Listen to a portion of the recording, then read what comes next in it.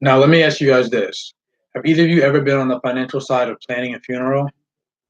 No? Well, you're very lucky because funerals nowadays cost around $15,000. The problem is most insurance companies aren't handling the cost of funerals the way they used to. The way it used to be done was when something happens to Matt, Nicole, you'd take his $50,000 policy and you'd hand it to the funeral director. That would serve as collateral until the insurance check arrived. It's not how it works anymore.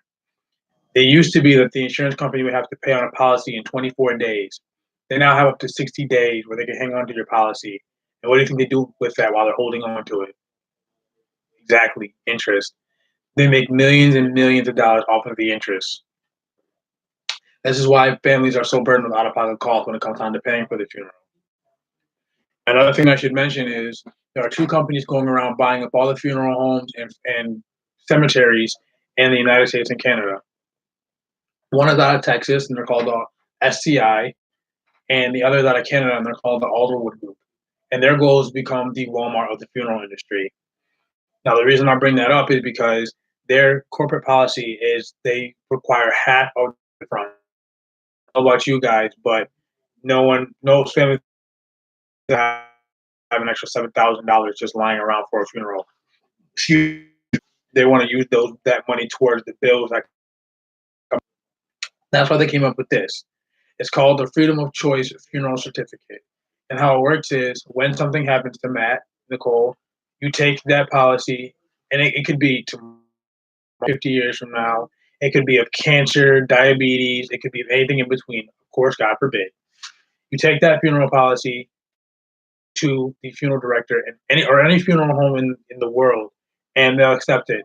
Matter of fact, they'll love it because it's backed by big, powerful unions, so they know they're going to get paid. So let's say you wanted to do the traditional funeral, and let's say it comes to $15,000. What you do, you flip it over, you write 15,000 on the back, you write all the arrangements that you like, you sign as the beneficiary, hand it to the funeral director, and you're done. You can be with your family. And there's no single out of pocket cost as long as you keep his funeral under $37,000 and Matt, as long as you keep her funeral under $37,000.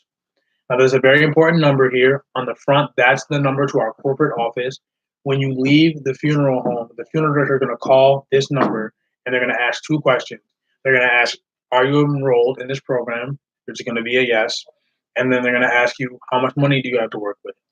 Now, if I told them you had $37,000 to work with, how much money do you think that funeral is actually going to cost? $37,000, exactly. That's not how it should work. It's not how we allow it to work. What we do is we actually never reveal this number. We ask that you never reveal this number. But what we do, we cut them a check for $15,000. We cut Nicole and the kids a check for the difference. It is the easiest, cleanest, most compassionate way we can think to handle a situation that's going to happen to all of us. It's kind of like a prearranged funeral. Have you heard of prearrangements? They're great in concept. Everything is paid for prior to death, except this is permanent and portable. And most of the prearrangements cost up to $100 a month, and they only have as much value as you put into them. Where this is like a blank check for $37,000, and both of you have it. Does that make sense to both of you?